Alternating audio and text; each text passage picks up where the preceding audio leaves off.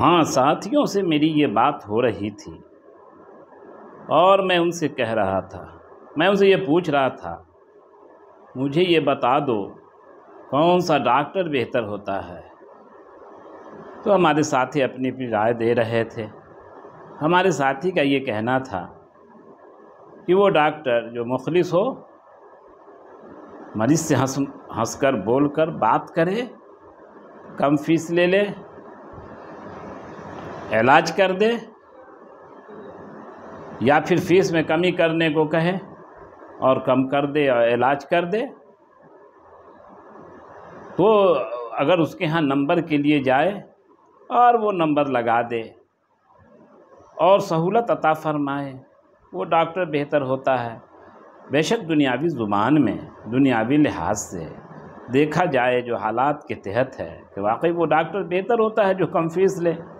جہاں جائے تو نمبر لگے، ہنس کے ذرا ڈاکٹر بات کر لے، ذرا سا علاج اچھا کر لے، اس میں کوئی شک نہیں۔ لیکن میں نے اپنے ساتھیوں سے کہا کہ تجربہ کی بنیاد پہ یا ہم کو جو بات سمجھ میں آتی ہے اس کے لحاظ سے میں آپ کو بتاتا ہوں کہ ڈاکٹر وہ بہتر ہوتا ہے، ڈاکٹر وہ بہتر ہوتا ہے جو مریض کے مزاج کے مطابق، مریض کے حالات کے مطابق اور مریض کے اخراجات کے مطابق، اور پھر وہ روایتی طریقوں سے علاج کرے اور مریض کو مطمئن کر دے، علاج کر کے اس کے مرض کو اچھا ہی نہ کرے، وہ اس کو مطمئن کر دے۔ ساتھیوں نے کہا تو کچھ مشکل اور ٹف کام ہے۔ میں نے کہا کہ یہ مسلمانوں کے لیے کوئی مشکل کام نہیں ہے۔ مسلمانوں کے لیے تو ان کے جو بڑے گزر گئے ہیں حضور صلی اللہ علیہ وسلم کے یہاں، خیر وہ بڑی طاقت، بڑی ہستی، اللہ کے نبی، ان کو چھوڑے صحابہ کے یہاں ہیں، یہ سب ہمارے لیے مشعل راہ ہیں۔ آپ عمر رضی اللہ عنہ کو دیکھیں، میں نے ان کو مثال دیا، آپ عمر رضی اللہ عنہ کو دیکھیں۔ عمر رضی اللہ عنہ اکثر و بیشتر رات میں گشت کیا کرتے تھے کہ پتہ نہیں ان کے رعایا کا کیا حال ہے، رعایا کس صورت حال میں ہے، یا پھر سیاسی نظریے سے کہ رات کے حالات ہمارے شہر میں مدینے کے کیسے ہیں، تو جہاں ان کی ضرورت محسوس ہوتی تھی ان ضرورتوں کے مطابق وہ پیش آتے تھے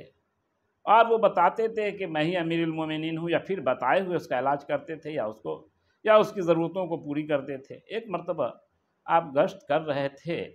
کہ مختصر یہ کہ ایک وقت آپ گشت کر رہے تھے، اس گشت کے درمیان جاتے ہوئے انہوں نے تنہائی میں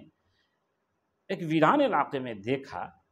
کہ ایک پردہ لگا ہوا ہے اور باہر ایک مرد بیٹھا ہوا ہے۔ مرد سے پوچھا یہاں کیا ہو رہا ہے؟ اس نے کہا ارے چلو جاؤ، تمہارا یہاں کیا کام؟ کہا نہیں تم مجھے بتاؤ تم کر کیا رہے ہو؟ اصل میں وہ امیر المومنین کو نہیں پہچان رہا تھا، تم یہاں کر کیا رہے ہو؟ جب عمر رضی اللہ ضد کرنے لگے، اس بندے نے بتایا کہ میری بیوی اندر میں ہے اور اب وہ بچے کی حالت میں ہے، تو ایسی صورت میں تم مرد کا یہاں کیا کام؟ عمر رضی اللہ عنہ اس کو کچھ بتائے بغیر اپنے گھر آئے، اپنی بیوی کو جگایا، اپنے نوکر کو لیا اور جو بھی ضروری سامان اپنی بیوی کو لیا اور کہا اللہ کی بندی تمہارے لیے اللہ نے بڑا خیر کا کام، خیر کا ایک راستہ کھول دیا ہے، چلو فلاں ایک جگہ عورت ضرورت مند ہے، چلتے ہیں ہم سب۔ اپنی بیوی کو لے کر وہ وہاں سے چلے اور چل کر آئے، پھر اپنی بیوی کو اندر بھیج دیا اور وہ باہر میں بیٹھے رہے یہاں تک کہ وہ عورت فراغت پا گئی اور خوبصورت بیٹا پیدا ہوا۔ اندر سے عمر رضی اللہ عنہ کی بیوی نے کہا کہ مبارک ہو امیر المومنین، اپنے نوکر سے کہا کہ کہہ دے امیر المومنین کو کہ مبارک ہو بیٹا پیدا ہوا ہے، اپنے ساتھی سے کہہ دیں، امیر المومنین اپنے ساتھی سے یعنی اس مرد سے، اس اجنبی شخص سے کہہ دے کہ ان کو بیٹا پیدا ہوا ہے۔ جب ان لوگوں نے سنا کہ اندر والی جو میزبان خاتون ہیں وہ کہہ رہی ہیں امیر المومنین، تو تب ان لوگوں کو پتہ چلا کہ یہ ہمارے امیر المومنین حضرت عمر رضی اللہ عنہ ہیں۔ پھر اس اجنبی شخص نے کہا کہ میں نے جانا کہ کہ آپ امیر المومنین عمر رضی اللہ عنہ ہیں۔ پھر بعد میں فراغت پا کے اس عورت نے کہا بے شک ہمارا امیر ایسا ہی ہونا چاہیے کہ جو اپنی رعایا کی خیر و عافیت لیتا ہو۔ آپ غور کر لیں کتنا خوبصورت علاج ہوا وہاں، کس طرح سے اپنی بیوی کو لے آئے، حالات کے تحت وہاں پر جو حالات کا تقاضا تھا اور جو مریض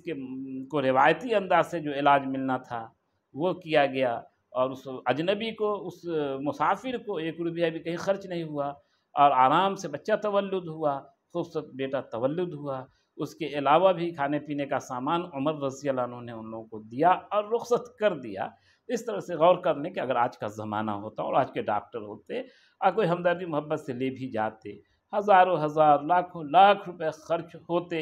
اور وہ روایتی انداز بھی نہیں ہوتا۔ اس سے اچھا ڈاکٹر تو وہ ہے جو روایتی انداز بھی جانے، کچھ جڑی بوٹی سے علاج کر دے یا جو پرانے نسخے ہیں اس سے علاج کر دے۔ لیکن آج کے ڈاکٹر کے پاس تو ایسا ہے نہیں کہ وہ نبض